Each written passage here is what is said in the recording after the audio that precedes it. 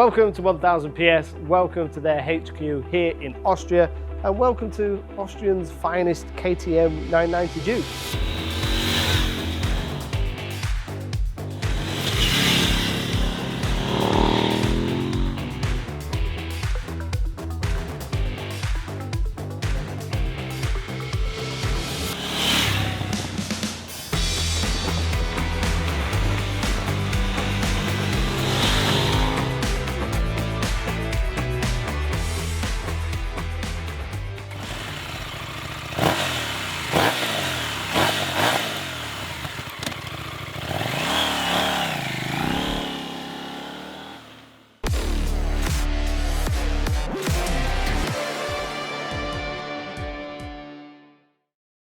Now we've just had 2 days riding here in Austria. We've tried to make it as easy as possible by putting controlled Bridgestones on it. And you're not just going to get my verdict, you're going to get a verdict from the entire team, which varies in different levels of riding and experience, weight and size. But for me, I've been fortunate to ride this bike several times previously. I rode it on the World Launch, which was in Almeria.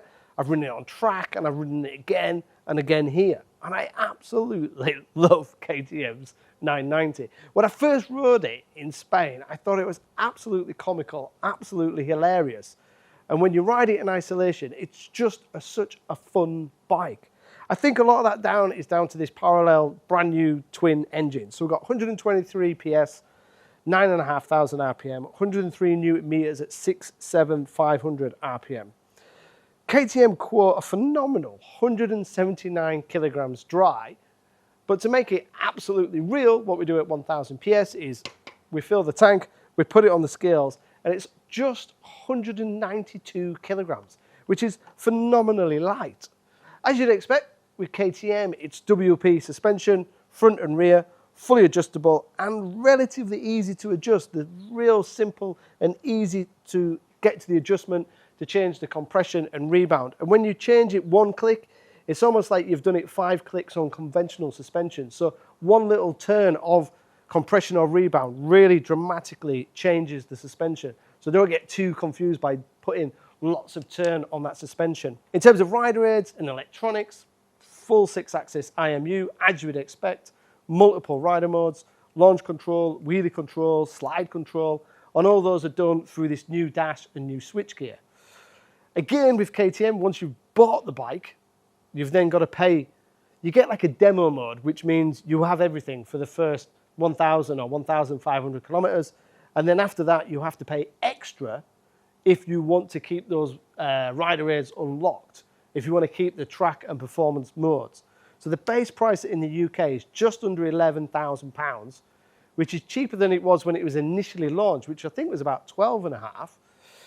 And then the track pack, when you unlock everything, that's another 887 or thereabouts.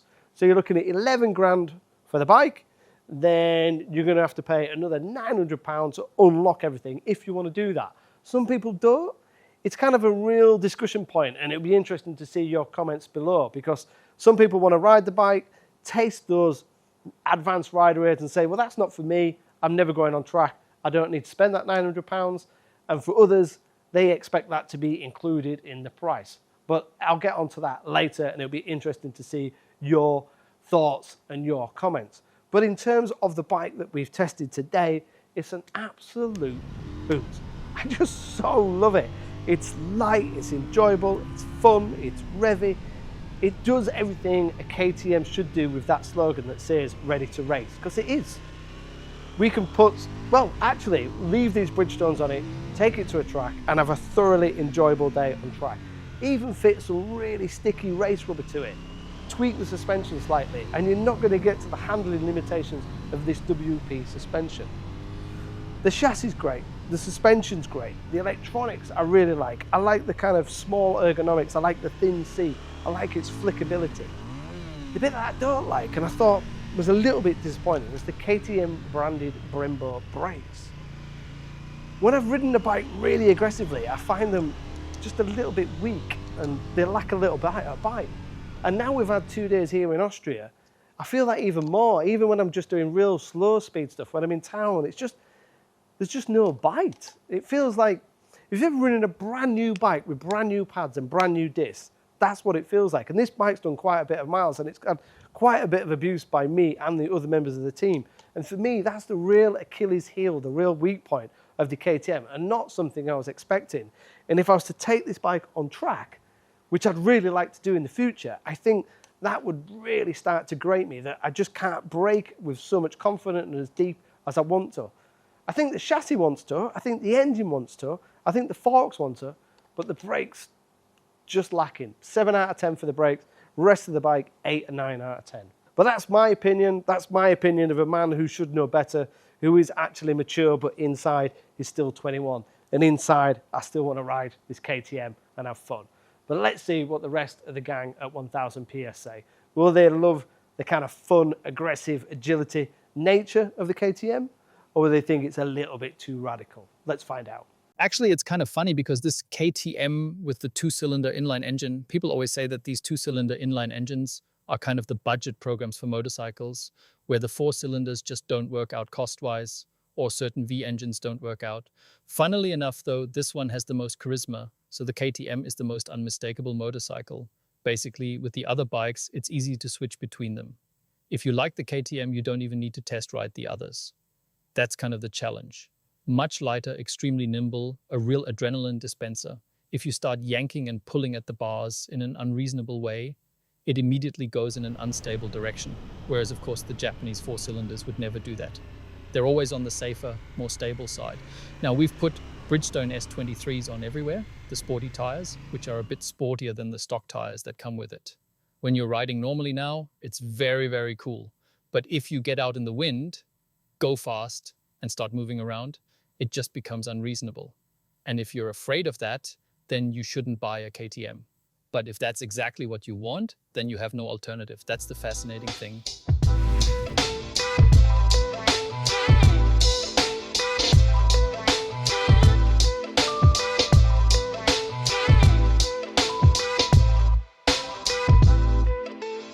To all KTM fans, I'm terribly sorry. I've never really, I just don't have that natural access. The Japanese racer is where I'm instantly at home. With the Austrian V-twin, I usually have a bit more difficulty. Why is it harder for me? Because this machine is usually very purist. Sure, it's got top-notch electronics inside, but when riding it, I feel that you really notice the mechanics. You feel the mechanics, which in itself is a great thing. You feel the gear shifts. You also notice the lightweight. So you really have something tangible underneath you. And overall, for me personally, it never feels quite as solid or as planted as these other bikes can be. But of course, I do feel that it's incredibly battle ready. However, today I actually had one thing while riding that I didn't like. That was the front brake. It really pulsed. That was strange, but I don't think it's like that from the factory. So to sum it up, I think it's an unbelievably battle-ready motorcycle. However, when it comes to touring, all the others can do it better. You need a more purist approach for the KTM, otherwise you'll have a bit more trouble with it. KTM, visually nice, well, a matter of taste, but overall I think it's well done. The engine, you could have endless discussions about it. Probably perfect for pub debates. It's definitely a rougher engine. At the top end in race mode, very exciting to ride. At low revs in tight hairpins, you need to work with the rear brake to keep it happy. Then you can ride it really well. As you said, very nimble, very agile, maybe a bit nervous, which you might want because it always feels extremely fast. You always feel like you're going super quickly when riding this bike. But that can be a bit deceptive. Sometimes the bike gives you the impression of a bit more than what's actually happening.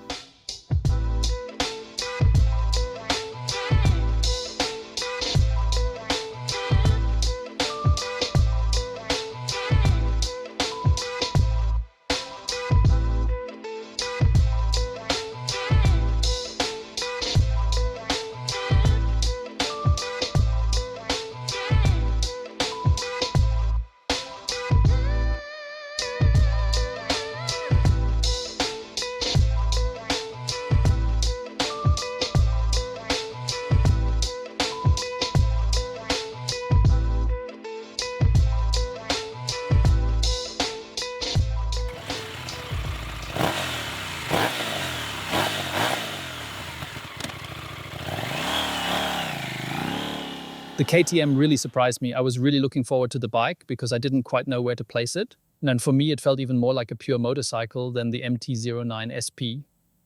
Meaning You sit on it and you immediately feel it's a light, lively motorcycle, but without being unstable. Even with my height of 1.85 m, I sat on it very comfortably. Maybe the shortest reach to the bars out of all of them, which encourages a bit more playfulness, especially in the tight corners and such. And the way the twin cylinder goes about its work, that's a unique trait KTM has managed to create. You really notice this is a proper country road motorcycle. You get the feeling that the developers were riding on home roads here with us, thinking this is how we have to put it together because then it works perfectly. And that's exactly what it does. I think it rides really, really well.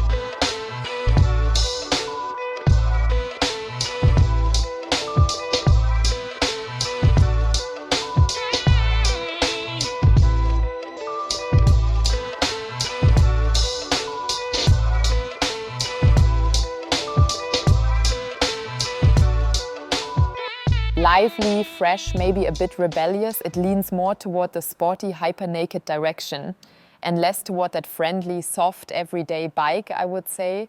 It's more in that sporty direction. I think it's great. I think character in a motorcycle is important. These days there are so many models where you sit on them and couldn't say with 100% certainty, okay, this is that bike or that one. The comparison gets harder. And the Duke was and still is an individualist. And also the seating position, for me, that was the biggest difference. I felt super close to the bike and well integrated into it.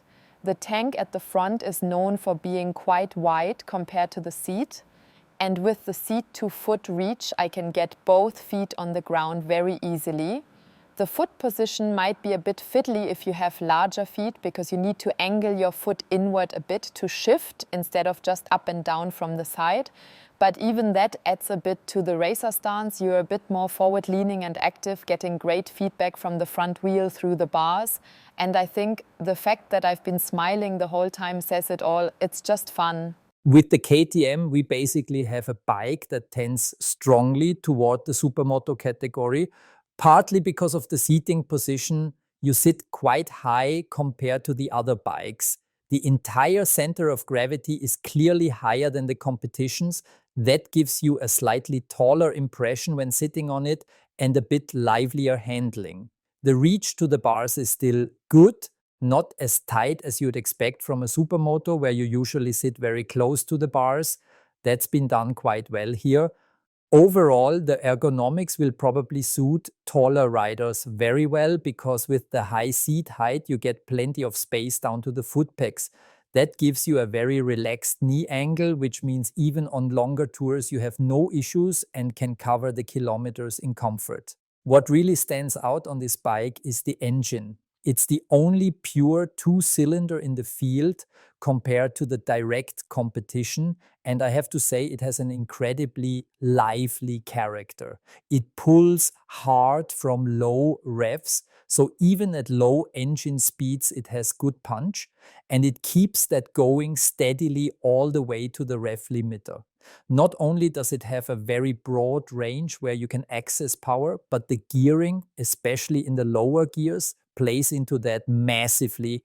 In first gear, we definitely have the shortest gearing. At the rev limiter, you're going around 85 to 90 kilometers per hour.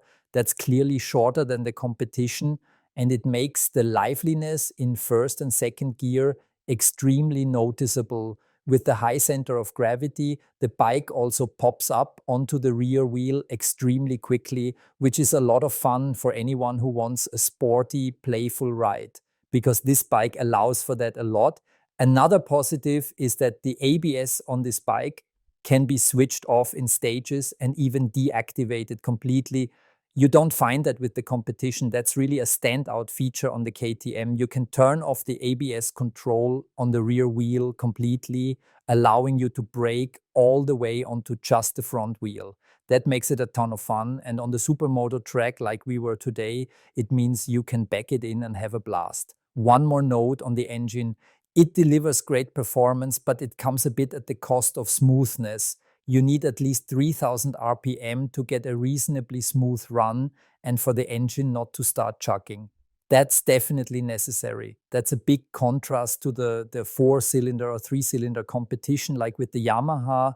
The smoothness, especially when you put the engine under load, isn't quite as even, which is generally worse on a two-cylinder compared to multi-cylinder bikes. You notice you're losing a bit there. The gearbox is also a small weak point on the KTM. The gears themselves shift fine without issues, but the feel at the shift lever is extremely hard and clunky. You don't really feel whether the next gear has clicked in cleanly or not. Most of the time it's fine, the shifting works, but the feel is on the rough, hard, clunky side where you're not sure if one gear is out and the next is in.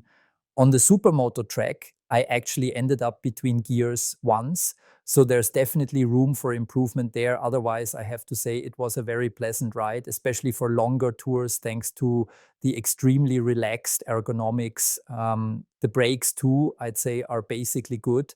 On this particular bike, we had a slight pulsing when braking, but that's probably because it has spent quite a few kilometers on the racetrack. Otherwise, I'd say the brakes work flawlessly and the ABS system is excellent, especially since you can deactivate it.